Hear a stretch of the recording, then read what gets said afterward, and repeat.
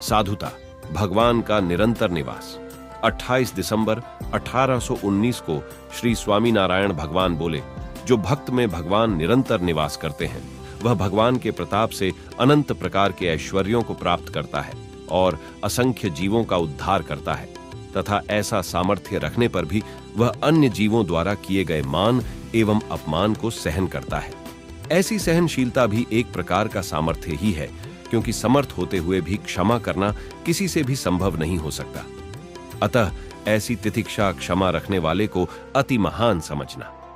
तथा वह समर्थ भी कैसा है, तो उसके नेत्रों द्वारा देखने वाले स्वयं भगवान ही है। अतः ब्रह्मांड में जितने प्राणी हैं उन सबके नेत्रों को प्रकाशवान करने में वे समर्थ होता है। उनके पैरों से चलने वाले भगवान हैं, अतः वे ब्रह्मांड के समस्त जीवों के पैरों में चलने की शक्ति देने में समर्थ होते हैं। इसी प्रकार उस संत की सभी इंद्रियों में भगवान का निवास है, इसलिए वह ब्रह्मांड के समस्त जीवों की इंद्रियों को प्रकाश देने में समर्थ होता है। अतएव ऐसा संत संपूर्ण जगत के आधार रूप है। वह तुच्छ जीवों द्वारा किए गए अपमान को सहन करते हैं, यह उनकी अतिशय महानता है।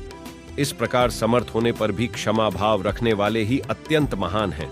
और जो अपने से गरीब व्यक्ति को आंखें दिखाकर डराता है और मन में समझता है कि मैं बद्धा आदमी हो गया हूं, परंतु वह बड़ा नहीं है, अथवा जगत में कोई अपनी सिद्धता दिखाकर लोगों को डराता है, ऐसे जगत में कितने ही जीव हैं, वे भगवान के भक्त नहीं बल्कि माया के जीव हैं और यमपुरी के अधिकारी हैं। ऐसे लोगों का जो बड़प्पन है वह सांसारिक है।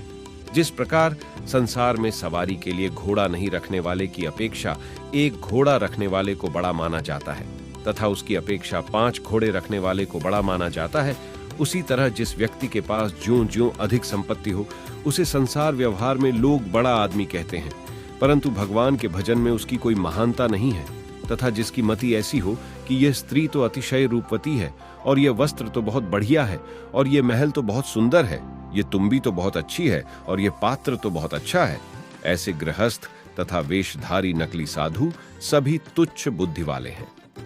तब आप कहेंगे कि उनका कल्याण होगा या नहीं, तो वस्तुतः कल्याण तो सत्संग में रहने वाले पामर जीव तक का होता है, परंतु आगे कही गई ऐसी साधुता उसमें कभी नहीं आ पाती और पहले बताए गए संत के गुण उसमें कभी भी नहीं आते, क्योंकि वह सुपात्र नहीं हुआ है।